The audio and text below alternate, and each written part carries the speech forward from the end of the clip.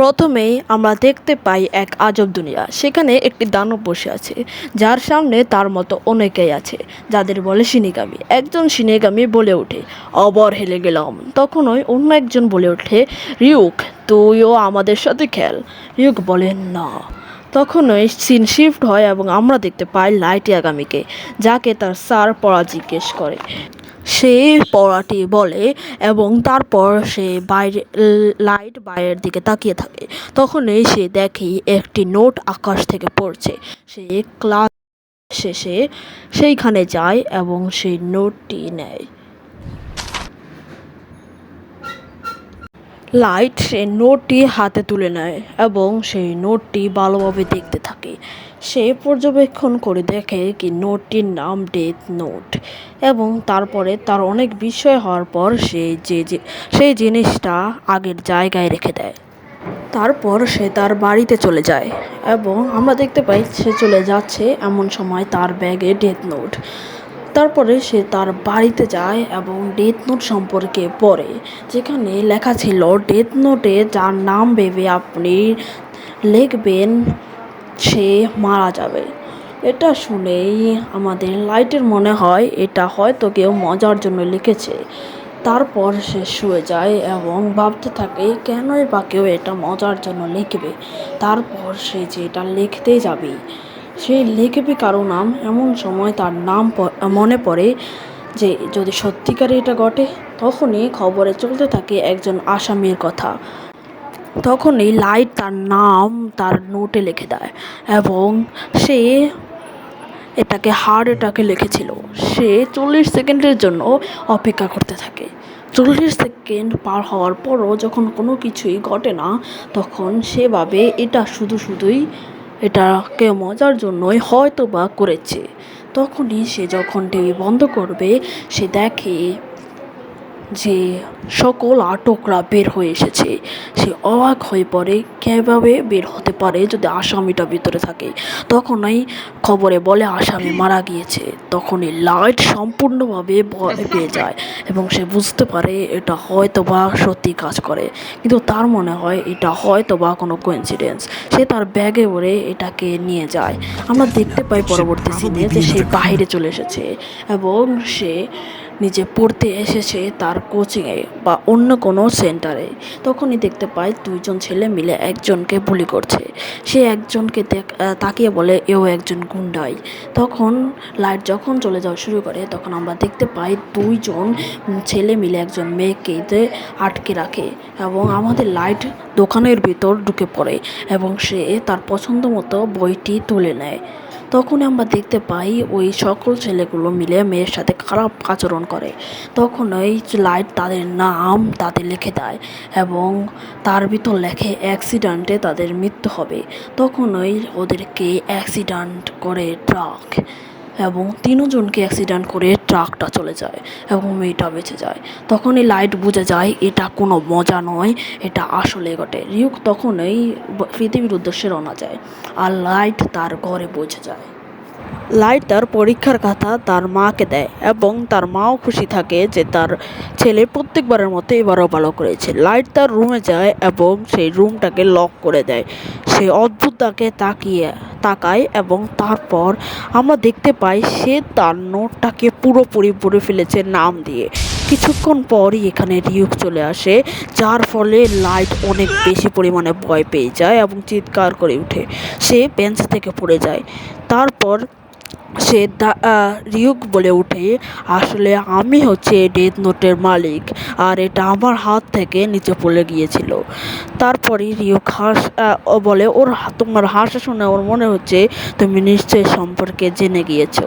কিছুক্ষণ পর আমরা দেখি লাইট এখানে তাকিয়ে থাকে এবং কিছুক্ষণ পর সে তার চেয়ারে হাত দিয়ে উপরে ওঠা শুরু করে এবং সে উপরে উঠে দাঁড়িয়ে যায় এবং সে বলে আমি তোমার জন্যই অপেক্ষা করছিলাম। এবং এই কথাটি বলার সাথে সাথেই আমাদের রিউক অনেকটাই ভয় পেয়ে যায় এবং সে বুঝতে পারে না কেন লাইট তার জন্য অপেক্ষা করছে। তখনই লাইট বলে ওঠে, আসলে আমি জানতাম এরকম কিছু তো একটা হবেই। তখন রিউক বলে, আমি এটা আরও অনেকবারই পৃথিবীতে ফালিয়েছি, কিন্তু এইভাবেই কেউ এই খাতাটাকে এত তাড়াতাড়ি পূরণ করে দেয়নি।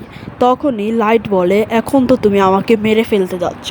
তখনই রিউক বলে, আমি তোমাকে মারবো না, কারণ তুমি এখন এই খাতাটির মালিক। এটা শুনে আমাদের অবাক হয়ে যায় এবং সে খাতাটির দিকে দেখতে থাকে। তখনই রিউক বলে, তুমি চাইলে এটা অন্য কাউকে দিতে পারো, কিন্তু তবে তোমার সকল স্মৃতিশক্তি চলে যাবে এই ডেথ নোট সম্পর্কে। তখনই লাইট অবাক হয়ে যায় এবং সে বলতে থাকে, তাহলে এই ডেথ নোটকে যদি আমি ব্যবহার করি তাহলে কি আমার কোনো সমস্যা হবে? তখনই রিউক বলে ওঠে, না, কিন্তু যখন তোমার মৃত্যুর সময় আসবে তখন আমি এই ডেথ নোটে তোমার নাম লিখে দেব। আর এটা বলে রিউক হাসতে থাকে। কিন্তু রিউক বলে ওঠে, যদি তুমি এটি ব্যবহার করো তবে তুমি জান্নাতে বা জাহান্নামে যাবে না।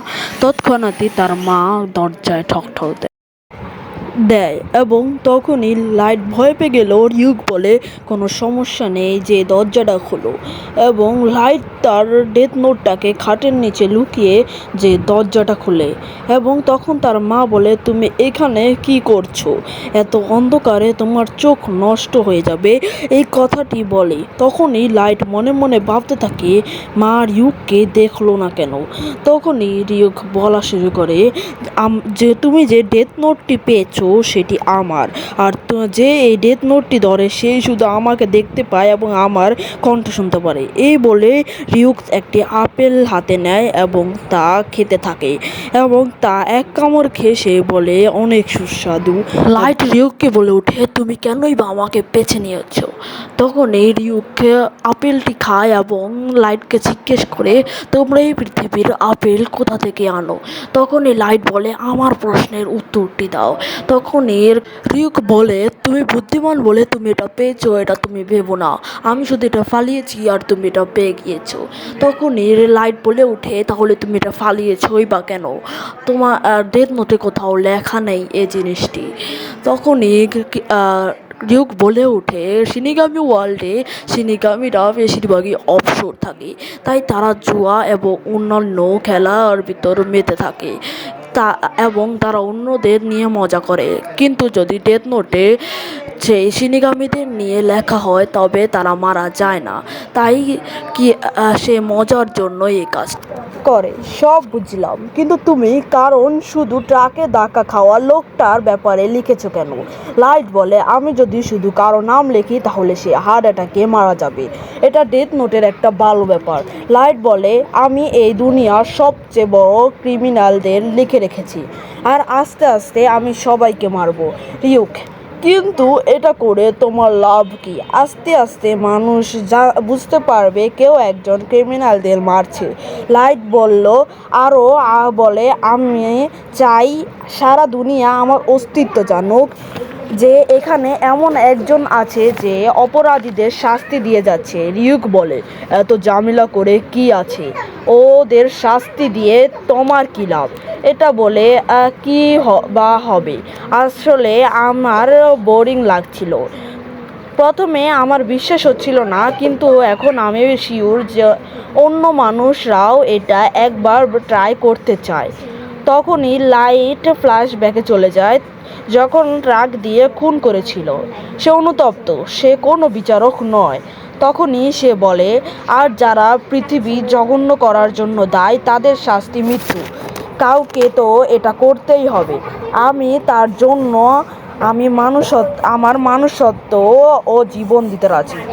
সেদিন আমি ছাড়া অন্য কেউ নোট পেলে সে কি এ কাজ করতো? কখনো না। আমি না করলে কেউ করতো না।